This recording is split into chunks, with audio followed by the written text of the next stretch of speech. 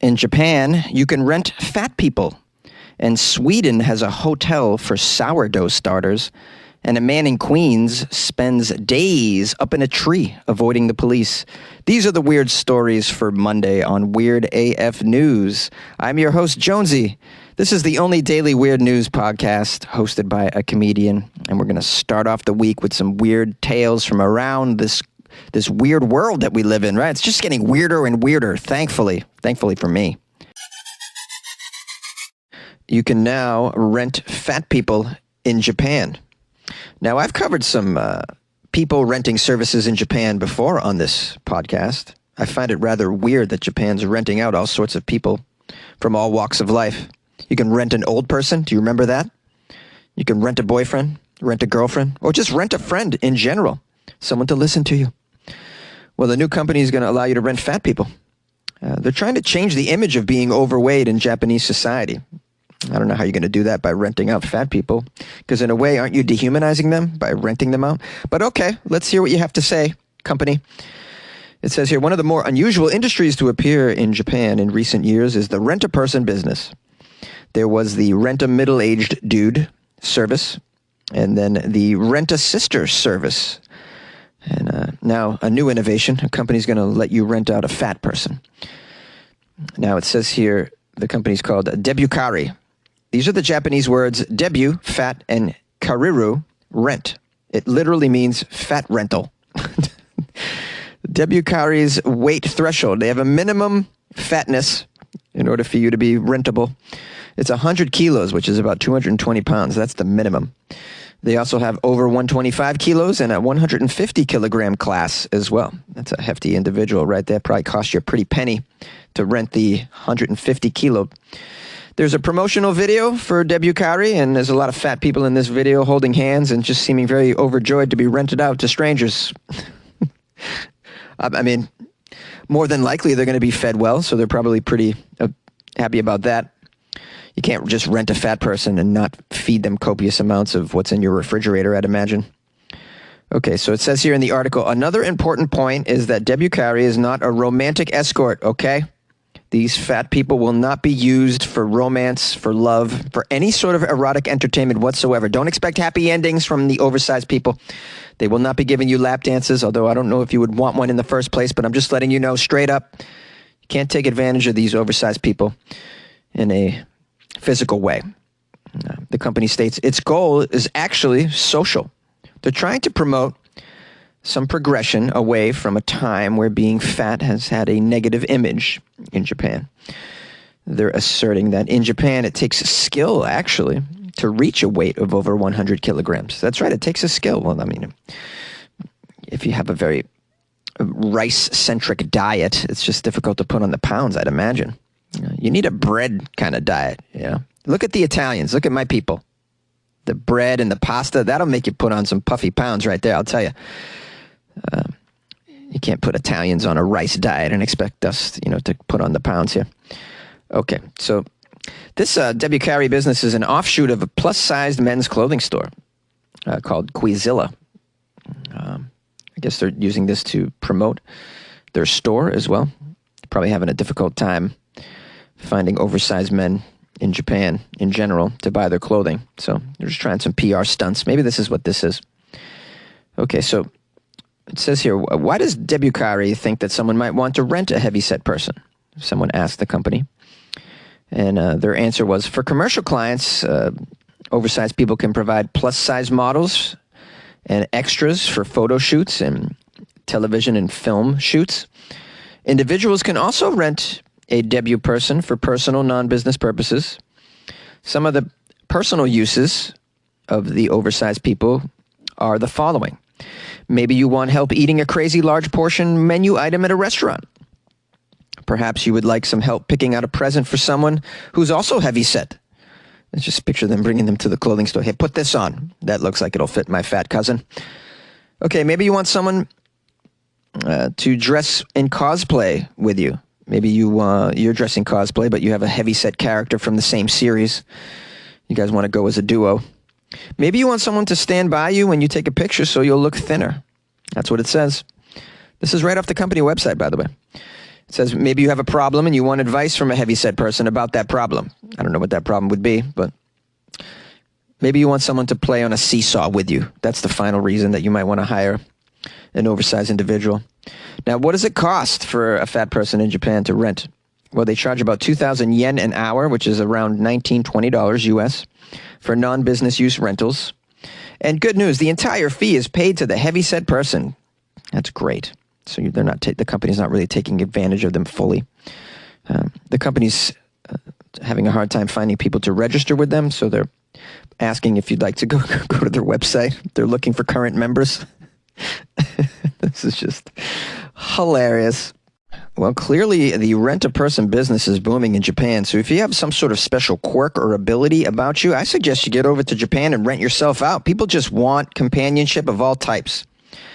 Are you, I don't know, maybe you're a smelly person. You're a smelly individual. Someone might rent you out as a prank or to annoy their boss, send you to the meeting. I don't know. Are you can you not stop lighting fires? Maybe the rent. Okay, I'm going to stop. Sweden has hotels for sourdough starters. Getting a good sourdough started is a ton of work, as you guys know. You guys cook sourdough all the time, I'll bet. Well, you didn't mail me any. Well, if you leave your sourdough unloved for too long, all that work can go to waste. But now Sweden's sourdough hotels will care for your bread dough while you go on traveling. When you leave town, you can leave your sourdough starter with a hotel. It's like a pet hotel. They keep it, they feed it for you. As you know, sourdough bread has been around for a very long time. One of the first breads since ancient Egypt. And in recent years, the tangy, crusty bread has had a bit of a comeback in bakeries and home kitchens around the world, especially during the pandemic. I noticed a lot of people were making sourdough, man. I saw it on my Facebook feed, bro. Now, what makes sourdough different from other varieties of bread is the starter, okay? The starter. Sourdough starter is extremely important. You have to care for this crap. Essentially, the starter is a mix of water, flour, and wild yeast that ferments away in between batches of bread. But while sourdough starter is very easy to make, bakers have to work to keep it alive. You have to keep your sourdough starter alive by feeding it. Give it a little water, give it a little flour every day. You can't skip days, guys. You got to keep it fed. It's like a small dog. And the older the starter, the tangier the bread. Did you know? Now, it's probably not too hard to water and flour your bread every day if you're at home all the time, or you're a professional baker. But what if you're going on vacation? What if you're leaving town? What if you're going to jail for a little while? Who knows? And you don't want to whip up a new starter later on. Well, you want to keep your starter intact. You just drop it off at a sourdough hotel. That's your best bet. They interviewed a lady named Charlotte. She's the owner of Stockholm bakery called RC Chocolat. She opened earlier this summer a 24/7 sourdough hotel at one of her storefronts near the airport in Stockholm. This lady knows what's up. You just go into the airport, just drop off your sourdough with Charlotte. She'll take care of it. She says, without anyone taking care of the sourdough that you have started, it will die. It needs to be fed and taken care of on a regular basis. My business and I, my hotel, so to speak, is the perfect solution if you want to keep your sourdough alive and travel at the same time. No worries, I will feed your sourdough. I may make some of my own bread with it. I may take a nibble, but I will keep it fed. You can trust me. You can even drop off your Shih Tzu. No, I'm kidding. You cannot. I do not feed pets. I only feed sourdough starters. What do you think I am? I actually hate dogs. I'm a cat person. Now, it says here the Swedes are apparently obsessed with their sourdough. It's very popular among stay-at-home dads as well. They've really been a driving force in the Swedish sourdough craze. These dads, they're just into it. Along with their love of the bread, the Swedes have about 5 weeks of vacation time a year. That's more than twice what the average American gets. These Swedes really know how to have a good life. Always making sourdough, always going on vacation. Now, 5 weeks is a long time for a lonely sourdough starter to be left all by itself. So, travelers can relax knowing that they've dropped their sourdough caretakers their sourdough with caretakers at the hotel near the airport. And it'll be fed and watered. It'll be maintained. How much does it cost? Well, 100 to 300 Swedish krona a week, which is about 12 to 36 US dollars a week. They'll keep your sourdough alive for generations. You can keep your sourdough starter as long as you take good care of it. You can keep it forever. You come back from your vacation rested and ready to bake. This is amazing. I just like novel things, new things. I've never heard of such a thing, a bread hotel. Well, there's room for all sorts of novelty in this world. Wherever there's a need, guys, it can be fulfilled in very strange ways. Now, I would also like to offer a service for anyone who is going to be going on vacation way out of reach of the internet. Let's say you're going somewhere where there is no Wi-Fi whatsoever. You're going in the middle of the jungle, or you're going to Kathmandu, although they probably have internet in Kathmandu. I don't know. Let's say you have a few fantasy football teams that you have to manage. Well, you're going somewhere where you won't be able to do it. You send it to me. I'll manage your fantasy football teams while you're gone, while you're far away from the internet. Maybe you're doing some sort of Buddhist meditation retreat for 30 days. I'll manage your fantasy football team for you.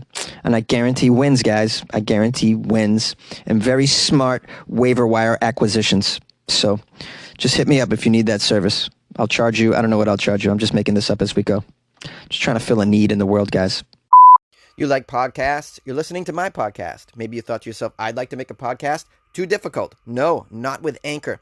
Anchor has free creation tools that allow you to record and edit your podcast from your phone or your computer. Anchor distributes your podcast to Apple, Spotify, Stitcher, and more. They have advertising integration, so you can even make a little money off your podcast. Everything you need to make a podcast in one place. Download the free Anchor app or go to anchor.fm to get started. And good luck with your podcast. Good luck with your creation. Good luck with your life, man. A Queens man finally comes down from a tree after being up there 3 days trying to avoid the police. 3 days up in a tree. How do you survive? A Queens man spent almost 3 days up in a tree in Queens. Shout out to Queens, a place I used to live. Used to call Queens my home for a few years. Shout out to Astoria, a great neighborhood. Love it. You should go to Astoria if you ever go to New York. Go to Astoria and get a frappe and a hookah and some falafel. You'll be so happy with all those things. What's the name of this man up in the tree? Rudy Thomas. Rudy spelled with 2 O's rather than a U. I've never seen that before. Rudy's very original. He climbed up into a tree to avoid police. I would have never thought to do that. I would assume the police would just shoot me in the face and I'll fall down, like if you were hunting birds or something. He lasted there 3 days. That's kind of crazy. So he climbed up into the tree. And then the police were working around the clock to get him to come down. They were using various tactics to get him to come down from the tree, but he wouldn't come down. Some of the tactics he used, I'm surprised. Sirens, which I wouldn't think would work. Drones. What were you doing? Just running into him with a drone, or did you attach like a taser to a drone? They also attempted many negotiations. They brought in many different negotiators over the 3 days. Nothing seemed to work. Come on, man, get down. I got a whole container of sour cream and onion Pringles, bro. You must be hungry. Like, who doesn't like sour cream and onion Pringles, dude? What was this guy eating? I want to know. How was he living? Just living on rainwater? Were there berries in the tree? Was this a mulberry tree of some sort? An avocado tree? Mango tree. Oh, that'd be the best one to be caught up in. I lived in a mango tree for days. I could do that. Mangoes are so delicious. What, did he just snatch a squirrel out of a nest and snap its neck and roast it? Or did he just pluck the fur and eat it raw? How did you survive for 3 days up in a tree, sir? I need to know. This guy's definitely a wilderness survivalist. Does he have a YouTube channel on how to survive the Armageddon that's coming? So officers eventually left the street after 3 days. They just gave up. And that was enough to bring Rudy out of the tree. He didn't come all the way to the ground, though. He actually climbed onto the roof of his own home. Why wouldn't you just stay barricaded in your house from the get-go? Why would you just go up into the tree? Just barricade yourself in the attic, bro. At least you have like a floor you can lay on. When he was up on his roof, a pastor arrived to reassure him that Rudy wasn't going to be hurt by the police and that they actually cared about his mental health, and everyone was concerned about the mental health, I'm sure. they were. Something's got this guy off his rocker temporarily, I'd imagine. He needs help. Eventually, he got off the roof. He got onto the porch of his house, and he shared his past with the police, spoke to them for quite a while about what he was going through, and they listened like therapists, which I love. Rather than choke him out, they listened to him. This is great. This is what some people need. They don't need to go to jail. They need therapy. They need to go to some psychiatric place for help. It says here, Thomas shared his past with the police and also spewed anti-gay sentiments. Oh boy, he's got a problem with the gay community. This isn't good. Well, he clearly needs help. His neighbors say he's mentally troubled. He needs help, support. Okay. Thomas said he would agree to go to a local psychiatric center. Yay! That's great. It's a good ending to the story. Not jail, not prison, because that's not helpful for a guy like this. He needs a psychiatric center. He needs support. He needs groups, maybe even meds. Yeah, you got to explore all these solutions for people like this. Well, a happy ending to what was a weird way to avoid the police. Ooh, it says here, while in the tree, Thomas flossed his teeth, shouldered blankets, and stuffed his ears with cotton to cut out the wail of the sirens, loud music, and other attempts by the NYPD to encourage his surrender. A giant airbag was placed below the tree while they were trying to get him down. We get a lot of quotes from his neighbors. They say that he's used to being up inside the tree. He's been there before. One neighbor said he's been up there about 3 or 4 days at a time. This isn't the first time that the police had to be called. This guy just gets up into the tree anytime he's having a rough time in life. I go to my bed when I'm having a rough time, or inside the closet. Just go in the closet, sit in a chair, shut the door. Maybe record a podcast while I'm in there. Just kind of escape from the world. Everybody's got their little spot, man. That's what I'm saying. Some people have like a basement. Yeah. Some people just go to Starbucks, get their head straight. I don't know. You must have your special place too. I'd love to hear about it. No, I wouldn't. No, I don't want to hear about it. Hey guys, thanks again for listening to another episode of Weird AF News. There's a billion podcasts out there, but you chose mine, and I appreciate you. Pat yourself on the back. That's from Jonesy. That's from me. Give yourself a little peck on the cheek. That's from me.